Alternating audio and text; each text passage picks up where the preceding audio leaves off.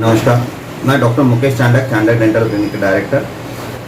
Corona है, इसका मतलब अभी डेंटल इलाज नहीं करना चाहिए, ये तो मतलब टोटली एक रॉन्ग धारणा लोगों ने बना दी है। डेफिनेटली डेंटिस्ट ये एक हाई रिस्क पे है। डेंटिस्ट को कोरोना ज़्यादा होने का चांसेस है पेशेंट के थ्रू, बट और डेंटिस्ट अगर कोरोना वाला हो गया तो डेंटिस्ट से लोगों को भी हो सकता है। डेफिनेटली ये तो है, हाई रिस्क पे है। बट अगर हम लोग प्रॉपर केयर कर हम लोग अगर पूरा काम करें, जो एक ICMR की गाइडलाइन है, CDC की गाइडलाइन है, उस गाइडलाइन के हिसाब से अगर हम लोग काम करते हैं तो ये धारणा टोटली गलत साबित हो सकती है। पूरे वर्ल्ड में वापस से डेंटिस्ट्री फल फूल रही है, बहुत अच्छे से काम हो रहा है। प्रिकॉशंस लेके करना ये एक बहुत बड़ी इंपॉर्टेंट थिंग है। सर, प्री कोविड का जो पीरियड था और अभी जो कोविड का जो इम्पैक्ट इतना बढ़ गया, उसमें देखा है तो काफ़ी बदलाव आ गया। आप लोगों को ICMR की जो गाइडलाइंस है उसके हिसाब से PP किट हो गया, तो अपना हेड मास्क हो गया, ये सारे कंपलसरी हो गए। तो उसमें आप लोगों का नेचुरली एक्सपेंसेस भी बढ़ गए। तो ऐसे में जो आपके यहाँ पेशेंट्स आते हैं उनका भी बजट बढ़ना ही है, तो ऐसे लोगों को कैसे किस तरह कन्विंस करें? पेशेंट को भी मालूम है, धारणा उसको भी है। जब वो नीचे, जैसा अभी अगर मैं मेरी बात करता हूँ, जब वो नीचे से ऊपर आता है तो उसको प्रॉपर एक जैसा उसका सबसे पहले हम लोग ट्राइज करते हैं। पहले तो कहाँ से आया, क्या आया, वो हॉटस्पॉट है कि नहीं, वो पहले चेक करते हैं। बाद में उसका हम लोग ऑक्सीजन लेवल लेते हैं, पल्स ऑक्सीमीटर से ऑक्सीजन लेवल चेक करते हैं। उसके बाद में उसका टेम्परेचर चेक होता है, और एक प्रॉपर वे से माउथ वॉश वगैरह सब कुछ करने के बाद में उसको जो एक मिनिमम पर्सनल प्रोटेक्शन इक्विपमेंट्स उसके लिए जो है रह सकते हैं, वो हम लोग उसको वहाँ पे देते हैं, जो कि बाद में ट्रीटमेंट के बाद में भी उसको वो लेकर जाने हैं। तो ये सब लेकर हम लोग ऊपर में जब तक लाते हैं तो पेशेंट की धारणा तब भी बन जाती है कि अभी जो भी इलाज है वो थोड़ा बहुत तो महंगा हो सकता है। इलाज में हम लोगों ने बहुत ज़्यादा चार्जेस तो नहीं बढ़ाए हैं, क्योंकि ये अननेसेसरी टैक्सेशन रहेगा पहली, जिस हिसाब से इकोनॉमी और ये है। बट डेफिनेटली 10 से 15% का इंक्रीजमेंट तो हर एक ट्रीटमेंट चार्जेस में हुआ है।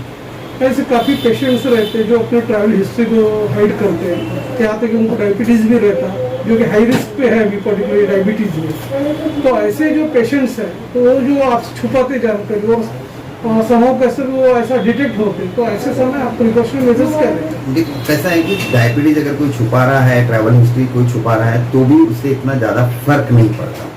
मेन फर्क पड़ता है कि जब मैं ट्रीटमेंट करने जा रहा हूँ तो मैं क्या ट्रीटमेंट कर रहा हूँ, मैं उस टाइम पर मेरे स्टाफ की मैं केयर कर रहा हूँ कि नहीं कर रहा हूँ, पेशेंट की मैं क्या केयर कर रहा हूँ, और अपने आप की क्या केयर कर रहा हूँ। तीनों चीज़ें इंपॉर्टेंट करती है, क्योंकि पेशेंट की ट्रैवल हिस्ट्री अगर नहीं भी है, आप आते आते भी आप आ रहे हो, कहीं पे भी नहीं गए, लेकिन आप आते आते हो 2 मिनट पहले कोई छींक कर गया है, तो हो सकता है कि वो आपने इनहेल कर लिया। तो ट्रैवल हिस्ट्री तो इतनी ज़्यादा अभी पहले के इसमें था कि वो हॉटस्पॉट है वहाँ से आया। अब तो ये पूरा जिस हिसाब से आज की पोजीशन, अगर हम लोग नागपुर की बात करें तो हर एक एरिया में पहुँचा हुआ है, हर गली नुक्कड़ कोने पे है। तो हम तो अभी वो ट्रैवल हिस्ट्री तो अभी मोर और लेस अभी इम्पोर्टेंट सिग्निफिकेंस उसका नहीं रहा। अभी सिग्निफिकेंस ये रहा कि अपने आप को हम लोग कैसे बचाएं, और जब ट्रीटमेंट करते हो बाकी हमारे स्टाफ को और दूसरे पेशेंट को कैसे बचाएं। इसके लिए जो मेजर्स है कि minimal appointments, maximum work at 1 appointment, एक ही अपॉइंटमेंट में उसका पूरा काम कर दो। Immediately as soon as the patient will go from the clinic, जैसे ही वो जाता है तो पेशेंट क्लिनिक का स्टेरलाइजेशन मतलब पूरा क्लिनिक में स्टेरलाइजेशन नहीं हो सकता है, लेकिन अगर आप मेरे क्लिनिक में देखेंगे तो 3 चैम्बर बनाए हुए हैं, जहाँ पे हम लोग इमीडिएटली पेशेंट जाने के बाद में फ्यूमिगेट करते हैं। फ्यूमिगेशन होने के बाद में अल्ट्रावायलेट रेज चालू रखते हैं उसमें 20 मिनट तक, और उसके बाद में ही दूसरे पेशेंट को आफ्टर दीज 2 थिंग्स, ये जो कि सरफेस डिसइंफेक्टेंट हो गया है, उसके बाद में फिजिकली भी हम लोग क्लीन करते हैं, उसके बाद में हम लोग पेशेंट को अलाउ करते हैं। इवन जैसे अभी आप लोग यहाँ से जाएंगे तो इमीडिएटली पहले क्लीन होगी सभी चेयर, एंड उसके बाद में दूसरे पेशेंट को हम लोग अलाउ करते हैं। तो दिस थिंग इज मेजर कि एक पेशेंट से दूसरे पेशेंट को न हो, ये ज़्यादा इंपॉर्टेंट है। एक डॉक्टर से दूसरे डॉक्टर की वजह से पेशेंट को न हो, ये ज़्यादा इंपॉर्टेंट है। आमतौर पे देखा गया कि बीच में जो पीक पीरियड था कोरोना का, उस समय काफ़ी डेंटिस्ट है उनमें एक फियर साइकोसिस था, इसकी वजह से काफ़ी पेशेंट्स भी कम लेते थे, और सेकंड थिंग जो पेशेंट्स आपके यहाँ बैठते थे ट्रीटमेंट के लिए, वो क्लोज कॉन्टेक्ट होने की वजह से और एयरबोर्न होने की वजह से कोरोना, वो भी एक तरह से काफ़ी फियर फैला हुआ। अभी वो फियर कैसा है? नहीं, अनलॉक के बाद, हाँ, अनलॉक के बाद में देखो फियर तो थोड़ा डेफिनेटली कम हुआ है, क्योंकि पहले उतनी ज़्यादा जानकारी नहीं थी। अगर हम लोग बिलीव करें कि 18 मार्च या 22 मार्च से हम लोग 22 मई तक या 10 मई तक तो हम लोग घर से बिल्कुल कोई भी बाहर नहीं निकले, इवन आप लोग या हम लोग कोई भी बाहर नहीं। तो उस टाइम पे जो नॉलेज था और आज का नॉलेज है, इसमें बहुत ज़्यादा डिफरेंस है। फियर तो है, इसलिए सबसे इम्पोर्टेंट ये चीज़ है कि वेटिंग तो नहीं होना चाहिए। पेशेंट आते ही डायरेक्टली डेंटल चेयर पर आए, उस हिसाब से अरेंजमेंट करनी होगी। तो वो हम लोग मतलब अपॉइंटमेंट फॉलो करते हैं। अगर कोई पेशेंट आता भी है तो हम लोग उनको कहते हैं कि आपको मतलब आपके कार में वेटिंग करना है, आपको बाहर रहना है, क्लिनिक के बाहर रहना है। क्लिनिक में अगर आप देखोगे ऊपर में वेटिंग एरिया रहने के बावजूद हम लोग नीचे से ही पेशेंट ले रहे हैं और डायरेक्टली चेयर पे ले रहे हैं। बाहर में वेटिंग हम लोग किसी को नहीं कराते। एक्सरे लेना है, वो लेना है, उतने पीरियड में अगर कोई उसके साथ आता है तो वो बात अलग है। तो वेटिंग तो 0 करनी होगी। तो एयरबॉर्न का जो है वो तो खत्म हो गया। अब वो जब पेशेंट आ रहा है चेयर पे ट्रीटमेंट कर रहा है, बाकी सब लोग पूरा क्लिनिक अगर मास्क पहन के हैं और फिर पेशेंट अपना काम करा रहा है तो ऑटोमेटिकली वो स्टेराइल है उस टाइम पे। और immediately after patient disposal we are doing again sterilisation. ये फिर भी एक मेजर्स है, ये सब मेजर्स करके हम लोगों को जस्ट प्रिवेंट करना है। इसमें 100% तो नहीं लेकिन 98% 99% हमको सक्सेस अभी तक मिली है कि मतलब यहाँ से ऐसा नहीं लगता है कि कहीं पे भी कोई क्रॉस इन्फेक्शन हुआ होगा। ICMR की गाइडलाइंस के हिसाब से यदि कोई आपका जो आपका पेशेंट है जो सस्पेक्टेड है या संक्रमित है, ऐसे लोगों को और डॉक्टर्स लोगों को ये निर्देश दिया गया है कि इमीडिएटली वो अपना कोऑर्डिनेशन करे, अपना जो मनोवर प्रशासन है, GMC है, उनके नोडल ऑफिसर से उनसे कीजिए। तो ऐसा कभी आपको इसमें आया क्या? हाँ, 2 पेशेंट्स हमने जब रेफर किए थे पेशेंट, तो 2 पेशेंट्स का पॉजिटिव आया था तो इमीडिएटली हम लोगों ने उनको रेफर कर दिया था। मतलब जब जैसे ही सस्पेक्टेड, जैसा नीचे में मालूम पड़ा कि उसका टेम्परेचर बढ़ा हुआ है या कुछ हिस्ट्री ऐसी थी, स्टार्टिंग डेज की बात है, तब 2 पेशेंट्स ऐसे मिले थे जिनका हमने लिख कर देने के बाद में वो पॉजिटिव प्राइवेट लैब में उसका डायग्नोसिस हुआ, वो पॉजिटिव निकला तो इमीडिएटली यहाँ से हमने मनपा में भेज दिया था।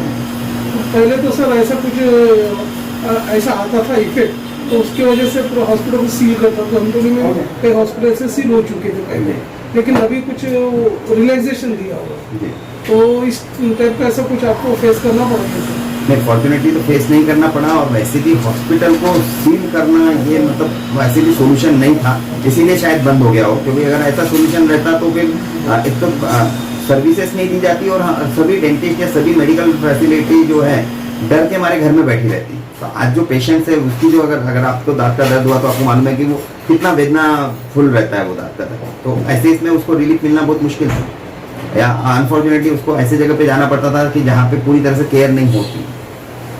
ऐसे भी पेशेंट देखे जब काफी केयरलेस रहते हैं, अपने छोटी छोटी सावधानियां भी बरतते नहीं और वो बाकी आगे चल के दूसरों को भी परेशानी खड़ी करते हैं। हाँ बिल्कुल, डेफिनेटली। अभी भी जैसा नीचे से हम लोग जो पूरी तरह से पीपी देकर उनको पहनकर ऊपर बुलाते, बहुत से पेशेंट रिजेक्ट करते हैं, तो हम लोग उनको हाथ जोड़कर नम्र निवेदन ही करते कि हम लोग आपका ट्रीटमेंट नहीं कर सकते क्योंकि आपके भले के लिए। तो बहुत से पेशेंट नहीं सुनते, आज भी नहीं सुनते, तो हम लोग उनको नीचे से ही नमस्कार करके भेज देते हैं। ये जैसा आपकी जो एसोसिएशन IDA है, जो उनकी तरफ से आपको कुछ नई गाइडलाइंस आई है किस बारे में? IDA ने DCI की गाइडलाइन, ICMR की गाइडलाइन वही फॉलो करो करके ऐसा दिया हुआ है। IDA ने ऐसा कोई स्पेशलाइज अपनी गाइडलाइन कोई नहीं निकाली या कुछ ऐसे रूल्स दिशा निर्देश उनकी तरफ से नहीं है। हमारी एसोसिएशन जो इंडियन डेंटल एसोसिएशन उनकी तरफ से नहीं है। अच्छा, आगे चल के आपके जो पेशेंट्स जो है ऑलरेडी जो है रजिस्टर्ड है, जो पेशेंट्स हमेशा आपके रेगुलर आते हैं, तो ऐसे पेशेंट में भी थोड़ा बहुत फियर है, तो ऐसे लोगों को आप टेलीफोनिक कुछ निराकरण करते हो? डेफिनेटली, जो भी अभी जितने भी पेशेंट्स आ रहे हैं विदाउट फोन कॉल कोई भी नहीं आता, चाहे नया रहे चाहे पुराना रहे, क्योंकि उनको अगर नया डायरेक्टली कोई आ भी जाता है, वॉक इन भी आता है, तो उनको नंबर दिया जाता है और उनको बोलते हैं कि पहले अगर if it is possible, if it is not needed, don't do any kind of the treatment. क्योंकि अगर दांत की सफाई करना है, ये कोई इंपॉर्टेंट ट्रीटमेंट नहीं है, तो इसके लिए हम लोग पेशेंट को डेफिनेटली मतलब प्रमोट नहीं करते। और कोई आया तो उल्टा उसको बोलते हैं कि अभी रुक जाओ, बाद में कर सकते हैं। या कोई मेंटेनेंस वाला पेशेंट आ रहा है, चेकअप वाला आ रहा है पेशेंट, इन सब पेशेंट्स को हम लोग वापस भेज रहे हैं। जहाँ पे एक्यूट जरूरत है वही पेशेंट्स का हम लोग ट्रीटमेंट कर रहे हैं। सर, ये ऐसा देखा है कि जो मेडिकल जो फील्ड है, ये फील्ड में पर्टिकुलर डेंटिस्ट्री के इसमें काफ़ी ऐसे लोग भी है, ऐसे पोर्टल है जो लोगों को मिसगाइड करते कि पर्टिकुलर वो डॉक्टर के पास है तो हम दूसरे डॉक्टर को आपको रेफर करवा देंगे या टेलीफोनिक कंसल्टेशन करके ऑनलाइन ये करके ये करवा देंगे। तो ऐसा भी काफ़ी चल रहा है। तो आपको आप इसे किस नज़रिए से देखते हैं? नहीं, ये तो टोटली गलत है, होता है। मैंने भी ऐसा सुना है एक्चुअली। एक दो कंपनियां जो ऑनलाइन पोर्टल है वो ऐसा कर रही है कि अगर जैसा अभी कोई मेरा पेशेंट है, XYZ पेशेंट है, उन्होंने मेरे को कॉल किया, माना नहीं भैया अभी जरूरत नहीं, अपन बाद में कर सकते हैं, तो उस पेशेंट को इमीडिएटली कॉल चले जाता है या उस पेशेंट को ऑटोमेटिकली SMS जाता है कि यहाँ ये क्लिनिक खुला है। तो ये टोटल ये तो सब चीज़ें गलत है, लेकिन अब सब अपना मार्केटिंग स्ट्रेटेजी है जो भी हो। तो मेरी सबसे अपील है कि जितना हो सके अगर हम लोग घर के बाहर नहीं निकले तो ज़्यादा अच्छा है। बहुत ज़्यादा ज़रूरत है, बहुत ज़रूरतमंद की चीज़ें लानी है तो ही हमने जाना चाहिए। और जब भी हम लोग निकलते हैं तो मास्क पहनना चाहिए। जैसा कि मास्क ये एकमात्र ऐसा साधन है जो हमको प्रिवेंट कर सकता है, इस बीमारी को धीरे धीरे लेट ला सकता है।